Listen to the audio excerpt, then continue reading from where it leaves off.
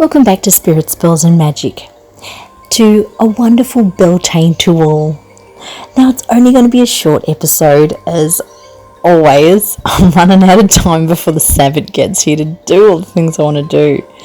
It's been crazy and it's only going to get crazier, I'm sure. But in the new year, I hope to be making things a little bit easier on myself for this channel. But let's get into it.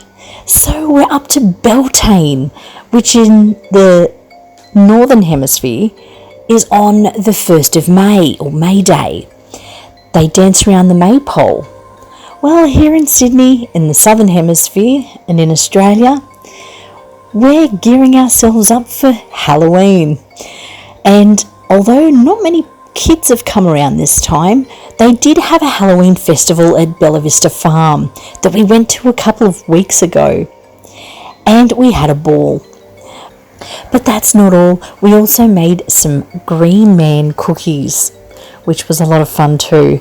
But hopefully for next Sabbath, which is Letha, on the 21st, 22nd of December. So that'll be our next Sabbath, which in the Northern Hemisphere will be Yule.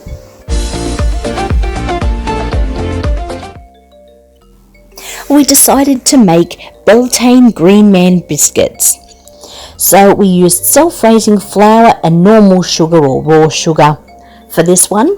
Now, the first step was to take a bowl and add the dry ingredients, which was 2 1/4 cups of self-raising flour and 1/4 teaspoon of salt, so not much salt.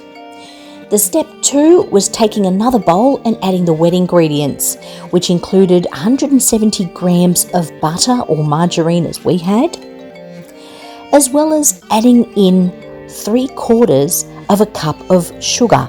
Now we just used normal raw sugar, but you can use white sugar, any granulated sugar, probably caster sugar would be okay. It's a little finer, but it did say granulated sugar, so obviously not powdered sugar.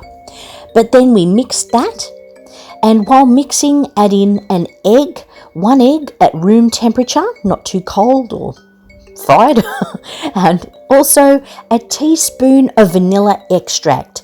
The recipe actually said 2 teaspoons, but we found them really sweet anyway, so I'd just go with the 1 teaspoon.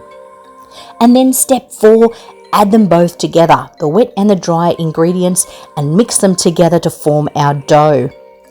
Now, my daughter gave me a hand doing this as always. She enjoys making these recipes. Well, once we've added in both the wet and dry ingredients, what you want to do is get your breadboard or wherever you're going to be rolling out your dough and lightly flour it. We made the mistake of not flouring our rolling pin straight away and ended up with half the dough stuck to it. So it's a good thing to make sure you've floured your breadboard and the rolling pin. And then once you've rolled it out to about 1 centimetre thick, I think ours could have been anywhere from a couple of millimetres to maybe 1 inch, I'm not sure, but roll them out to 1 centimetre and start chomping away with your cookie cutter. We went for round because we wanted to make little faces.